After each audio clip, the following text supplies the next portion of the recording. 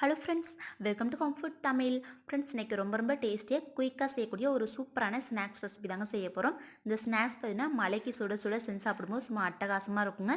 வீட்டில் வாழைக்காய் இருந்தால் கண்டிப்பாக அந்த ஸ்நாக்ஸ் ரெசிபி செஞ்சு சாப்பிட்டு பாருங்கள். வெளியே நல்லா கிறிஸ்பியாக உள்ளே நல்லா பஞ்சு மாதிரி சாஃப்டாக சூப்பராக இருக்குங்க. ஃப்ரெண்ட்ஸ், வீடியோ ஸ்கிப் பண்ணாமல் பாருங்கள். அப்போ தான் நான் என்னென்ன பொருள்லாம் செய்கிறேன்னு தெரியும். ஃப்ரெண்ட்ஸ், இது வரைக்கும் நம்ம சேனலில் தொடர்ந்து சப்ஸ்கிரைப் பண்ண எல்லா ஃப்ரெண்ட்ஸ்க்கும் ரொம்ப தேங்க்ஸுங்க. நம்ம சேனலில் புதுசாக பார்க்குறவங்க சப்ஸ்கிரைப் பண்ணிக்கோங்க. இப்போ இந்த ஸ்நாக்ஸ் ரெசிபி பண்ணுறதுக்கு ஒரு 4 வாழைக்காய் வந்து எடுத்துருக்கேங்க. இந்த வாழைக்காயை நல்லா கழுவிட்டு அந்த மேலே இருக்க காம்பு பகுதியும் கீழே இருக்க காம்பு பகுதியும் கட் பண்ணிவிட்டு இப்படி முழுசாக போட்டு வேக வைக்கனாலும் வேக வைக்கலாம். இல்லாட்டி இந்த வாழைக்காயை இதுமாதிரி 2ஆக கட் பண்ணி வேக வைக்கிறதுனாலும் வேக வைக்கலாங்க.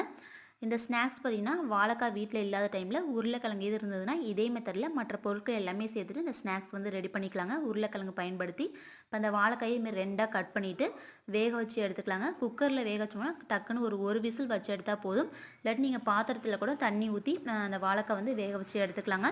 இப்போ 2ஆக கட் பண்ணி வச்சுருக்க வாழைக்காயை குக்கரில் சேர்த்துட்டு தண்ணி கொஞ்சமாக ஊற்றிட்டு உப்பு எதுவுமே போடாமல் அந்த வாழைக்காய் வந்து வேக வச்சு எடுத்துக்கலாங்க.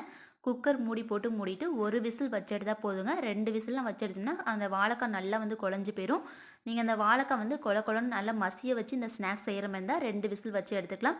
நான் இன்றைக்கி இந்த வாழைக்காயை நல்லா துருவிட்டு அந்த ஸ்நாக்ஸ் வந்து ரெடி பண்ண போகிறேன். அதனால் ஒரே ஒரு விசில் வச்சுட்டு இந்த வாழைக்காயை வந்து ஒரு பிளேட்லேயே எடுத்து வச்சுக்கலாங்க. கொஞ்சம் சூடாக இருக்கும். சூடு ஆறுனதுக்கப்புறம் வாழைக்காய் தோலை கத்தியில் லேசாக கீறிட்டோம்னா அந்த தோல் உரிக்கிறதுக்கு ஈஸியாக இருக்குங்க. இப்போ இந்த வாழைக்காயை நல்லா ஆற வச்சதுக்கப்புறம் கேரட் பீட்ரூட்லாம் நல்லா துருவி எடுப்போம் பாருங்கள். அதேமாதிரி இந்த வாழைக்காயை நல்லா காய் திருகிறதுல திருகி எடுத்துக்கலாங்க. இதேமாரி தான் உருளைக்கிழங்கும் குக்கரில் சேர்த்துட்டு ஒரு விசில் வச்சுட்டு அந்த உருளைக்கிழங்கோட தோல் வந்து ரிமூவ் பண்ணிவிட்டு அதுக்கப்புறம் இந்த உருளைக்கிழங்கையும் நல்லா காய் திருகிறதுல திருகி எடுத்துக்கணும் இந்த ஸ்நாக்ஸ் பண்ணுறதுக்கு. இந்த வாழைக்காய் வந்து வேக வைக்கிற அந்த பாத்திரம் பார்த்திங்கன்னா லேசாக அந்த வாழைக்காய் கரெல்லாம் அப்படியே வந்து பிடிச்சிக்கிட்டு நல்லா கருப்பாக இருக்கும். சீக்கிரமாக வந்து க்ளீனும் ஆகாது.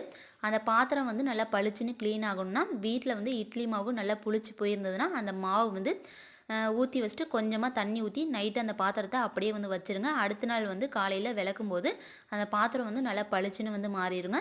அப்படிலாட்டி வீட்டில் புளிச்சக்கீரைலாம் கடைஞ்சிங்கன்னா அந்த புளிச்சக்கீரை வேக வச்ச தண்ணியை அந்த பாத்திரத்தில் ஊற்றி வச்சுட்டு அதேமாதிரி அடுத்த நாள் காலையில் அந்த குக்கர் வந்து விளக்கும் போது நல்லா பளிச்சுன்னு மாறிடும். வீட்டில் இட்லி மாவு புளிச்சக்கீரை இல்லாத டைமில் ஒரு அரை எலுமிச்சப்பழம் கொஞ்சமாக புளி தூளுப்பு வந்து மிக்சியில் போட்டு நல்லா அரைச்சிட்டு அதுக்கப்புறம் அந்த பேஸ்ட்டு வச்சு நீங்கள் வந்து அந்த பாத்திரம் விளக்குனீங்கன்னா அந்த கருப்பு கரை எல்லாமே வந்து போயிருங்க. இப்போ வாழைக்காய் வந்து நல்லா துருவி எடுத்ததுக்கப்புறம் வேறு ஒரு பவுலுக்கு மாற்றிட்டு பொடியாக நறுக்குன கருவேப்பிலை கொத்தமல்லி தழை அதுக்கப்புறம் 2 பச்சை மிளகாய் வந்து சின்ன பீஸாக கட் பண்ணி சேர்த்துருக்கேன். சின்ன வெங்காயம் வந்து நல்லா பொடியாக கட் பண்ணி சேர்த்துருக்கேங்க. நீங்கள் பெரிய வெங்காயமாக இருந்தால் அதுக்கேற்ற மாதிரி ஒரு வெங்காயம் சேர்த்தா போதும். அதிகமான அளவில் வெங்காயம் சேர்க்க வேணாம். இப்போ ஒரு அரை ஸ்பூன் அளவுக்கு மஞ்சத்தூள், 1 ஸ்பூன் அளவுக்கு குழம்பு மிளகாய்த்தூள், அப்படி இல்லாட்டி சிக்கன் மசாலா மட்டன் மசாலா எது வேணாலும் சேர்த்துக்கலாங்க. நான் வந்து குழம்பு மிளகாய்த்தூள் 1 ஸ்பூன் அளவுக்கு சேர்த்துட்டு தேவையான அளவுக்கு தூளுப்பு சேர்த்துட்டு நல்லா மிக்ஸ் பண்ணி எடுத்துக்கலாம். அதுக்கப்புறம் ஒரே ஒரு ஸ்பூன் சின்ன ஸ்பூனில் 1 ஸ்பூன் அளவுக்கு கார்ன்ஃப்ளவர் மாவு வந்து சேர்த்துருக்கேங்க. அப்புறம் ஒரு 3 ஸ்பூன் அளவுக்கு அரிசி மாவு வந்து சேர்த்துக்கலாம். இந்த அரிசி மாவு கார்ன்ஃப்ளவர் மாவுலாம் வந்து சேர்க்கறதுனால எண்ணெயில் போட்டு இந்த ஸ்நாக்ஸ் வந்து வேக வைக்கும்போது தனித்தனியாக வந்து பிரிஞ்சு போகாமல் இருக்கும். அதிகமாக வந்து எண்ணெய் குடிக்காமல் இருக்கும். அதனால இந்த கார்ன்ஃப்ளவர் மாவும் அரிசி மாவும் சேர்க்குறோம். கார்ன்ஃப்ளவர் மாவு வந்து சேர்க்கறதுனால கொஞ்சம் வந்து கிறிஸ்பியாக நல்லாயிருக்கும் சாப்பிட்றதுக்கு. இப்போ வந்து இந்த மாவு வந்து ரொம்ப திக்காக இருந்ததுன்னா அதை உருண்டை பிடிக்கிற பக்குவத்துக்கு வராமல் இருக்கும் பாருங்கள். அந்த மாதிரி இருந்தால் கொஞ்சம் மட்டும் ஒரு 2 ஸ்பூன் அளவுக்கு மட்டும் தண்ணி தெளிச்சிட்டு இந்த மாவு வந்து இந்த அளவுக்கு நல்லா திக்காக பிசைஞ்சு எடுத்துக்கலாங்க. அந்த ஸ்நாக்ஸ் பண்ணுறதுக்கு அதிகமான அளவில் வாழைக்காய் தான் நம்ம வந்து சேர்த்து செய்கிறோம். அதனால் பெருங்காயத்தூள் வந்து கொஞ்சமாக சேர்த்துட்டு இந்த அளவுக்கு மாவை நல்லா திக்காக பிசைஞ்சு எடுத்துக்கலாங்க. தண்ணி ஊற்றி மாவை நல்லா டீ கடைகள்லாம் போண்டா வந்து போடுவாங்க பாருங்கள். கொஞ்சம் தளன்னு இருக்கும். அந்த மாதிரி நீங்கள் செய்கிற மாதிரி தான் அந்த போண்டா வந்து நல்லா பஞ்சு மாதிரி சாஃப்டாக இருக்கும்.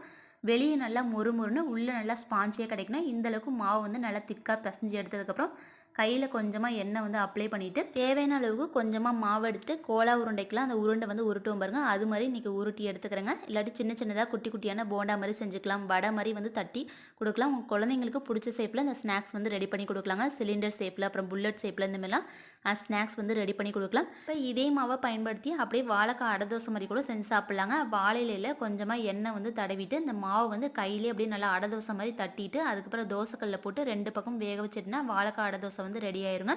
ஒரு சிலருக்கு அதிகமான எண்ணெய் சேர்த்துட்டு அந்த பலகாரம்லாம் வந்து சாப்பிடவே மாட்டாங்க. அடை தோசை மாதிரி செஞ்சு சாப்பிட்டுக்கலாங்க. இப்போ நம்ம பிசைஞ்சு வச்சுருந்த அந்த மாவில் இந்த மாதிரி சின்ன உருண்டையாக உருட்டி ஒரு பிளேட்டில் வந்து எடுத்து வச்சிட்டிங்கன்னா அந்த ஸ்நாக்ஸ் வந்து சீக்கிரமாக வந்து ரெடி பண்ணிடலாம். இப்போ அந்த போண்டா பொரிக்கிற அளவுக்கு எண்ணெய் ஊற்றிட்டு எண்ணெய் நல்லா சூடானதும் அடுப்பை நல்லா குறைச்சி வச்சுட்டு நம்ம உருண்டையாக உருட்டி வச்சோம் பாருங்கள் அந்த மாவு வந்து போட்டுக்கலாங்க. அந்த ஸ்நாக்ஸ் ரெடி பண்ணுற வரைக்குமே அடுப்பு நல்லா மீடியம் ஃப்ளேமில் வச்சுட்டே வேக வச்சு எடுத்துக்கங்க. ஹை ஃப்ளேமில் இருந்தால் சீக்கிரமாக நல்லா கலர் வந்து மாறிடும். உள்ளே அந்த அளவுக்கு வேகவே வேகாது. மாவு வந்து அப்படியே இருக்கும். ஏன்னா அந்த மாவு வந்து நல்லா திக்காக பிசைஞ்சு இந்த போண்டா வந்து ரெடி பண்ணுறதுனால அடுப்பு நல்லா மீடியம் ஃப்ளேமில் வச்சுட்டே வேக வச்சு எடுத்துக்கலாங்க. அதேமாதிரி இந்த போண்டா வந்து போட்டதுமே கரண்டியை வச்சு மிக்ஸ் பண்ணிங்கன்னா தனித்தனியாக அப்படியே இந்த வெங்காயம் இது எல்லாமே பிரிஞ்சு போயிடும். அதனால் பாதி அளவுக்கு வெந்து வந்ததும் நல்லா மிக்ஸ் பண்ணிவிட்டு 2 பக்கமும் நல்லா வேக வச்சு எடுத்துக்கோங்க. அந்த வெங்காயத்தோட கலர் பார்த்திங்கன்னா நல்லா மாறி இருக்கும். இந்த மாதிரி எடுக்கும்போது தான் வெளியே நல்லா அந்த போண்டா வந்து நல்லா மொறு மொறுன்னு உள்ளே நல்லா ஸ்பான்ச்சியாக சூப்பராக இருக்குங்க. இந்த போண்டா பார்த்திங்கன்னா நல்லா கலர் மாற அளவுக்கு வெந்து வந்துருச்சு. இப்போ வந்து எடுத்துடலாங்க.